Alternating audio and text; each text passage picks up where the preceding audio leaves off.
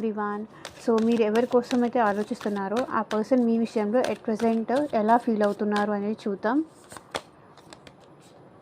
Work through your fears. So ఈ person వాళ్ళ భయాల నుంచి బయటకు వస్తున్నారనమాట. సో వాళ్ళలో ఏదైనా ఫియర్స్ ఉంటే, వాళ్ళలో ఏదైనా భయాలు ఉంటే కనుక దాని మీద వీళ్ళు ఫోకస్ చేస్తున్నారు. వాళ్ళ భయాల మీద, వాళ్ళ వీక్నెస్ మీద వాళ్ళు ఎక్కువ ఫోకస్ చేస్తున్నారు. సో దాని నుంచి బయటికి రావడానికి ఎట్ ప్రెజెంట్ ఈ పర్సన్ ట్రై చేస్తున్నారు. Communication is the key. So ఈ పర్సన్ ఏంటంటే కమ్యూనికేషన్ చేయాలి అనుకుంటున్నారు. వాళ్ళు మీతో మాట్లాడాలి, కమ్యూనికేట్ చేయాలి, వాళ్ళ ప్రేమ మీకు తెలియపరచాలి, వాళ్ళు మీతో మాట్లాడాలి అనుకుంటున్నారు అనేది వాళ్ళు మీకు చెప్పాలి, ఎక్స్ప్రెస్ చేయాలి. డల్గా ఉండకూడదు, సాడ్గా ఉండకూడదు, మీతో మాట్లాడాలి అని అనుకుంటున్నారు.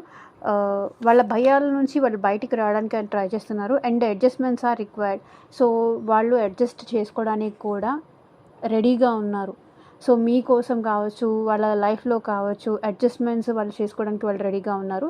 ఎట్ ప్రెజెంట్ వాళ్ళు అలాగే ఫీల్ అవుతున్నారు. అండ్ ఇది వచ్చేసి జనరల్ రీడింగ్ అండి. పర్సనల్ రీడింగ్ కావాలి అంటే కనుక కింద డిస్క్రిప్షన్లో నా వాట్సాప్ నెంబర్ ఉంటుంది, దానికైతే మెసేజ్ చేయండి. Thank you for watching. Bye.